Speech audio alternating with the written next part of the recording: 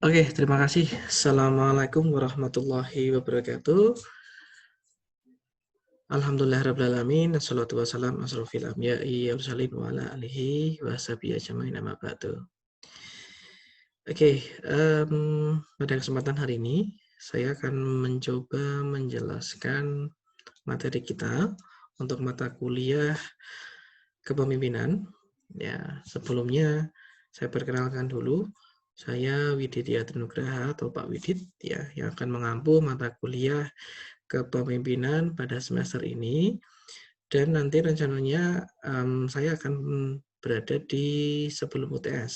Kemudian selanjutnya akan dilanjutkan oleh Bu Rahma.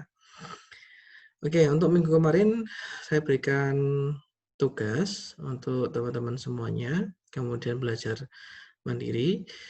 Kemudian untuk hari ini saya mencoba menggunakan video, ya harapannya nanti teman-teman bisa lebih fokus mendapatkan materi, kemudian tidak ada terkendala terkait koneksi ya. Biasanya kalau kita gunakan video conference sering sekali terjadi koneksi yang buruk, ya ada yang suara tak terdengar. Nah, ini saya harapannya dengan saya coba recording ini, nanti teman-teman bisa mendapatkan materi secara efektif juga ya.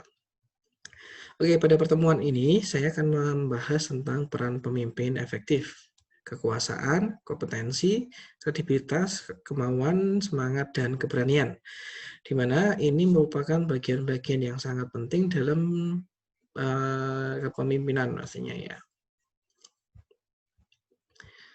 Oke, peran pemimpin di sini. Kita melihat bahwa pemimpin di sini memiliki status ya, bukan hanya status sebenarnya, memiliki peran-peran yang sangat strategis ya, di mana peran-peran ini kita bisa melihat ya ada bermacam-macam peran yang bisa dimiliki oleh pemimpin. Pertama, ini kita bisa sebagai penggagas dan komunikator visi, misi, nilai-nilai, tujuan, strategi, dan tujuan organisasi ya. Jadi di sini sebagai inspirator ya, yang menggagas ya, komunikator berarti bisa mengkomunikasikan apa sih visinya, tujuannya apa, misinya untuk bisa mencapai visi itu apa, nilai-nilai apa saja yang terkandung ya di dalam gerakan-gerakan tadi, misinya, tujuannya untuk apa, strateginya seperti apa, dan tujuan organisasi. Kemudian yang kedua di sini kita bisa melihat sebagai pembangun kepercayaan ya, kredibilitas ya. Pemimpin di sini dilihat dari bagaimana dia bisa membangun kepercayaan, oh berarti ini memiliki peran yang sangat penting ya. Kemudian sebagai inisiator dan mengarah ke proses perubahan. Juga di sini yang salah satu yang cukup penting sebagai motivator. Kemudian pembangun integritas dan keteladanan, pembuat keputusan, penyelesaian masalah dan konflik ya, sebagai mediator bisa di sini, manajer, pembangun keberlanjutan, guru dan pelatih, fasilitator, penyedia sumber daya, pencipta iklim, organisasi yang kondusif, pembentuk dan memelihara jaringan persahabatan, dan entrepreneur. Inilah beberapa peran yang dimiliki yang mampu peran-peran dari pemimpin ya, yang bisa dilakukan. Ini pemimpin yang efektif tentunya. Kalau kita melihat dari kebudayaan masa lalu ya, ini berasal dari Sri Rama ya. Nah, watak ya, ini watak-watak orang ini berdasarkan kebudayaan ya. Watak matahari ini memberi semangat dan memotivasi, watak bulan memberi pandangan dalam kegelapan, watak bintang bertakwa dan beri teladan, watak angin teliti dan menyejukkan, watak awan beribadah dan bijaksana, watak api adil dan memiliki prinsip, watak samudra berpandangan luas, serta watak bumi ini jujur, tenang, dan suka menolong ya. Kemudian kita bisa melihat yang lain, ini versi watak berdasarkan watak kepemimpinan Hastabrata ya, dikembangkan oleh Subowo. Ini ada watak komandan ya. Jadi dia mau suka memerintah, tegas, tapi disiplin diri di sini. Kemudian watak pelopor, kreatif, inisiatif, cakap, pandai mengatur strategi. Ada watak bapak, bijaksana, adil, mengayomi, dan membimbing. Ada watak ibu, ini penuh dengan kasih sayang, menampung aspirasi, keluhan, laporan. Ada watak guru, yaitu mendidik, mengajar, pelatih sumber ilmu, sabar, menilai objektif. Ada watak pandita, pandito, Jawa Jawa itu pandito. Taat beribadah, mendorong anak buah beribadah, menanamkan moralitas dan nilai-nilai. Ada watak sahabat, akrab dengan anak buah, tenggang rasa dan berdialog. Ada watak satria, ini melindungi, mau berkorban, malu berbuat curang, malu berbuat korupsi, dan juga malu menyalahgunakan wewenang, serta dia mau membela yang benar. Nah, ini mungkin sudah teman-teman tahu ya sejak SD ya. Ada watak pemimpin ini yang diajarkan oleh Ki Hajar Dewantara. Ya. Ing ngarsa sung tulodo, ing madya mangun karso, tuturi handa yani. Ya, ini adalah tiga peran ya. Ini tiga peran yang diajarkan oleh Ki Hajar Dewantara. Ya, ini sangat terkenal sekali. Ing ngarsa sung tulodo ini artinya adalah di depan memberikan suri toladan dan panutan untuk anak buahnya. Ing madya mangun karso artinya di tengah ikut bergiat serta menggugah semangat anak buah. Tutpuri handayani artinya di belakang memberikan dorongan pada anak buah. Itu. Jadi di depan ini sebagai contoh, di tengah ini dia sebagai pemberi semangat. Kemudian tutpuri handayani di belakang ini mengikuti. Ya, memberikan dorongan kepada anak buah.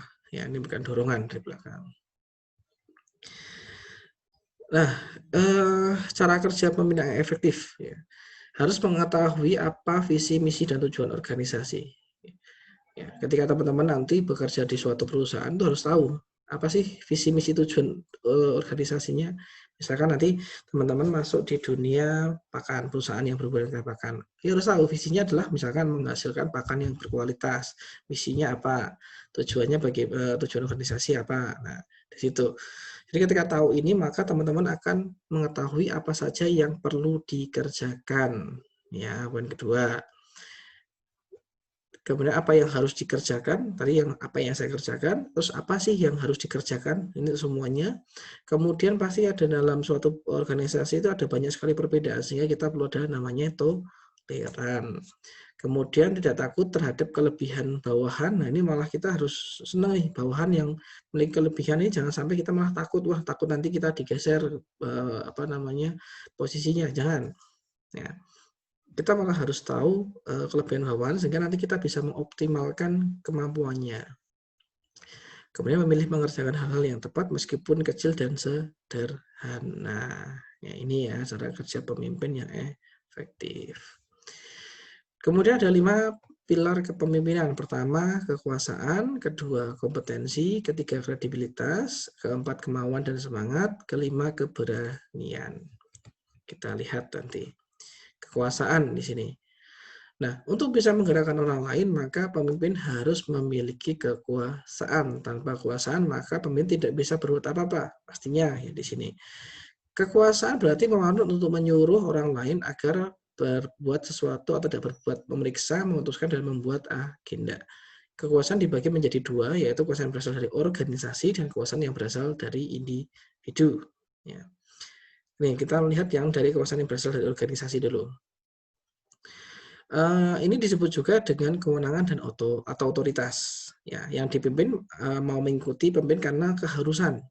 Nah, ini penunjuk formal atau pemilihan formal yang berhubungan dengan jabatan. Kekuasaan jenis ini disebut juga sebagai legitimate power. Nah, ini merupakan atribusi dari suatu jabatan. Nah, ini fungsi dari jabatan. Kemudian ada reward power. Nah, kekuasaan pemimpin yang berasal dari imbalan. Yang dipimpin mau mengikuti pemimpin karena dibayar atau digaji. Kekuasaan jenis ini umumnya terjadi dalam organisasi bisnis. Ya, misalkan di perusahaan tadi. Misal di perusahaan pakan atau mungkin di toko ya. Gampangnya di toko lah. Nah, di toko itu kan dia urusnya bisnis ya. Dia akan mengikuti kemauan dari asalkan sesuai dengan pekerjaannya ya. Sesuai dengan tugasnya, dia akan mengikuti apa sih perintah dari pemiliknya atau atasannya di sini. Kemudian ada coercive power, ya. Kekuasaan pemimpin karena kemauannya melakukan pemaksaan. Nah, kekuasaan bisa diperoleh karena dukungan sejumlah orang.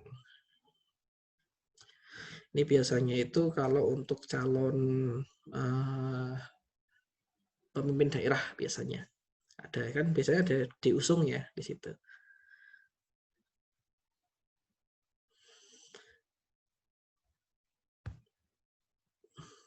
Nah, kemudian ada kekuasaan yang berasal dari individu. Nih, untuk kekuasaan yang berasal dari individu, ini disebut sebagai pengaruh. Kekuasaan ini berasal dari expert power, keahlian yang mau mengikuti pemimpin karena keahlian dalam bidang tertentu. Ada referent power, pengaruh pemimpin karena ia merupakan tokoh agama. Ada informative power, pengaruh yang diperoleh karena seorang pemimpin kaya dengan informasi. Ada connection and relationship power, ada koneksi dan jaringan pertemanan. Nah, ini koneksi, relationship. Ada charismatic power atau karisma. Nah, karisma adalah suatu keadaan atau bakat yang dihubungkan dengan kemampuan yang luar biasa hingga membangkitkan pemuja dan rasa segan masyarakat terhadap dirinya. Ya, kadang wah ini ada pemimpin yang berkarisma. Itu kan ada juga sering istilah itu. Oke, kemudian ini macam-macam kewenangan ya. Ada kewenangan atribusi karena jabatan, ada pelimpahan itu ada delegasi, disertai tanggung jawab, ada mandat tidak disertai tanggung jawab. Nah, ada kompetensi. Kompetensi sering dimaknai sebagai pengetahuan dan keterampilan. Dalam arti luas, kompetensi adalah segala bentuk tentang motif, sikap, pengetahuan, keterampilan, perilaku, atau karakteristik pribadi lain yang penting untuk melaksanakan atau membedakan antara kinerja rata-rata dan superior. Di mana untuk kompetensi bisa kita bedakan menjadi ada hard competence dan juga soft competence. Nah, untuk yang hard competence sendiri, ini terdiri atas skill dan knowledge, jadi keterampilan dan pengetahuan. Kemudian ada soft competence, terdiri dari motif, orientasi keberhasilan, citra diri, perangai, bakat, dan humor. Kemudian dalam praktek sehari sering dibedakan berdasarkan level dari kompetensi tersebut, yaitu ada kompetensi minimal dan kompetensi ideal. Nih. Selanjutnya, ini adalah kredibilitas. Untuk kredibilitas atau sifat dapat dipercaya jauh melebihi rasa suka atau persahabatan. Kredibilitas membuat yang dipimpin rela meletakkan nasib mereka pada pemimpin. Jadi sini ada kepercayaannya. Kredibilitas akan menimbulkan hubungan kerja yang efisien antara pemimpin dan yang dipimpin, meningkatkan keeratan hubungan dan meningkatkan produktivitas. Pasti yang namanya, oh ini sudah kredibel, pasti kita akan ada rasa percaya kepada orang itu. Atau kita bisa, kalau misalnya kita punya sifat kredibel ya, ini orang lain akan percaya pada kita, oh ini pekerjaannya bisa selesai, misalkan seperti itu. Kemudian ada kemauan dan semangat. Nah, untuk kemauan dan semangat saling mempengaruhi, ya seperti dua sisi dalam satu mata uang. Kemauan bukanlah segalanya, namun tanpa kemauan segalanya tidak akan ada. Jika seorang pemimpin menjangkau orang lain dengan penuh semangat, maka dia juga akan disambut dengan penuh semangat. Tak satu pun yang dapat menggantikan semangat dalam kehidupan seorang pemimpin. Semangat. Ini hubungan antara kemauan, semangat, dan sikap positif. Ya, nih. Ya, kemauan, semangat, ya, saling mendukung, sikap positif. Kemudian ada keberanian. Nah, keberanian berarti kemampuan bertahan dari rasa khawatir dan rasa takut. Ada dua jenis keberanian pemimpin, yaitu keberanian internal dan keberanian eksternal. Di mana untuk keberanian internal ini, kalau berdasarkan Stephen Covey ya, sebagai inner voice ya. Jadi keberanian untuk mendengar nurani pemimpin dan menjalankan tanpa kompromi, ya, inner voice. Berdasarkan keberanian internal ini, pemimpin digolongkan menjadi dua pemimpin. Ya adalah pertama untuk pemimpin konsensus, ya pemimpin yang jenis ini mekanisme kerja kepemimpinannya dilandasi prinsip transaksional, selalu mencari jalan aman. Ya. Ada pemimpin kontributif, ini jenis ini memiliki keberanian untuk mendengarkan nuraninya sekaligus menjalankan nyaris tanpa kompromi. Ya, ini. Kemudian ada keberanian eksternal. Ini pemimpin tidak selalu membuat pengikut ataupun pihak-pihak di luar organisasi merasa senang. Ada kalanya pemimpin harus menghadapi orang-orang yang menentang dia, baik dalam organisasi atau di luar organisasi. Ya, ini harus berani ya namanya pemimpin ya, keberanian eksternal. Jadi saya lanjutkan saja. Silahkan dibaca sendiri ya, ini pepatah Tiongkok ya. Oke, ya. Jadi itu ini adalah tentang pemimpin efektif pada pertemuan kali ini. Nanti silahkan bisa dipelajari kembali, nanti diputar lagi videonya, kemudian dipahami kira-kira kalau masih ada yang mau ditanyakan atau mungkin masih belum paham ini seperti apa, silahkan nanti coba cari referensi dulu ya. Kalau sudah dapat jawabannya, oke. Tapi kalau misalkan masih bingung ya, nanti silahkan untuk kita diskusikan ya. Silahkan kita diskusikan. Nanti saya coba buat linknya untuk materi diskusi. Oke, terima kasih. Semoga yang saya berikan dapat memberikan manfaat untuk kita semuanya. Selamat siang. Wassalamualaikum warahmatullahi wabarakatuh.